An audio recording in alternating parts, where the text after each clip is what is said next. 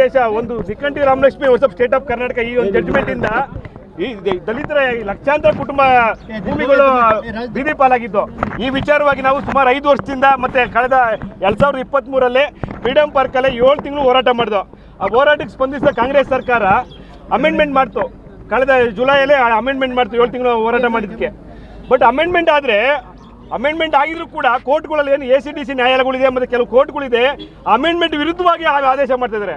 ಇವರೇನು ಸಂವಿಧಾನ ವಿರುದ್ಧವಾಗಿ ಆದೇಶಗಳಾಗ್ತಾರೆ. ಇವರು ಸಂವಿಧಾನಕ್ಕಿಂತ ಹೆಚ್ಚಾಗಿ ಅವ್ರ ಕೋರ್ಟ್ಗಳು ACDCಗಳು ದಲ್ಲಾಳಿಗಳಾಗಿದ್ದಾರೆ. ಯಾರು ಹಣ ಕೊಡ್ತಾರೆ ಅವ್ರ ಪರವಾಗಿ ಕೆಲಸ ಮಾಡ್ತಾರೆ, ದಾಖಲೆಗಳು ನೋಡಲ್ಲ, ಏನು ಮಾಡಲ್ಲ. ಇವರು ಏನು ನಮ್ಮ ಪರವಾಗಿ ಏನು ಆದೇಶ ಮಾಡೋದು ಬೇಡ, ಸಂವಿಧಾನಬದ್ಧವಾಗಿ ಏನು PTCL ಕಾಯ್ದೆ ಇದೆ ಆ ಕಾಯ್ದೆ ಪ್ರಕಾರ ಮಾಡಲಿ. ಕಾಯ್ದೆ ಉಲ್ಲಂಘನೆ ಮಾಡಿ ಯಾರು ಜಮೀನು ತೊಗೊಂಡಿದ್ದಾರೆ ಅದು ನಮ್ಗೆ ವಾಪಸ್ ಕೇಳ್ತಾ ಇರೋದು. ಬೇರೆ ಇವ್ರು ಅಪ್ಪನ ಸ್ವಂತ ಜಮೀನು ನಾವೇನು ಕೇಳ್ತಲ್ಲ.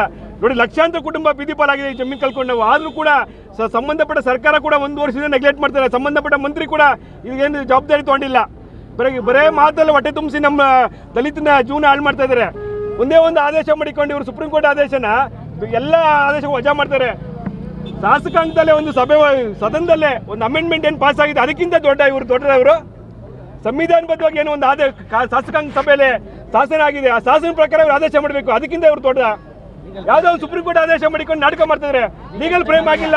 ಮತ್ತೆ ಎಲ್ಲ ACDCಗಳು ಮತ್ತು ಕಂದಾಯ ಇಲಾಖೆ ಅಧಿಕಾರಿಗಳು ಇವರು ದೊಡ್ಡ ಭ್ರಷ್ಟರಾಗಿದ್ದಾರೆ. 1 ರೂಪಾಯಿ ಕಾಸು ಕೊಡದೆ ಏನ್ ಕೆಲಸ ಮಾಡಲ್ಲ ಇವರು. ಎಲ್ಲ ಕಳ್ಳರಿದ್ದಾರೆ. ಎಲ್ಲ ACDCಗಳು ಇವರೇ ಕಳ್ಳರು. ಇವರಿಂದ ನಮ್ಗೆ ಸಮಸ್ಯೆ ಆಗಿರೋದು. ಸಚಿವರನ್ನ ಭೇಟಿ ಮಾಡಿದ್ರಲ್ಲ, ಮುಖ್ಯಮಂತ್ರಿಗಳನ್ನ ಭೇಟಿ ಮಾಡಿದ್ವಿ, ಸಚಿವರನ್ನ ಭೇಟಿ ಮಾಡಿದ್ದು. ಏನಿದೆ ಸಮಸ್ಯೆ ಬಗೆಹರಿಸ್ತೀನಿ, ಇವ್ರೇನು ಸಮಸ್ಯೆ ಬಗೆಹರಿಸ್ತೀವಿ ಅಂದ್ರೆ ಮತ್ತೆ ರಾಜ್ಯಾದ್ಯಂತ ನಾವು ಮತ್ತೆ ಹೋರಾಟ ಶುರು ಮಾಡ್ತೀವಿ. ಎಲ್ಲ ದಲಿತ ಸಂಘಟನೆಗಳು, ಎಲ್ಲ ಇಡೀ ಸಮುದಾಯ ಒಟ್ಟಾಗಿ ನಾವು ಹೋರಾಟ ಶುರು ಮಾಡ್ತೀವಿ. ಇವರೇನು ಮಾಡಿದ್ರೆ ಅಂದ್ರೆ ನನ್ನ ಹೆಸರು PTCL ಮಂಜುನಾಥ ಅಂತ. ನಾನು ಕೂಡ ಇದ್ರಲ್ಲಿ ಬಾಧಿತ.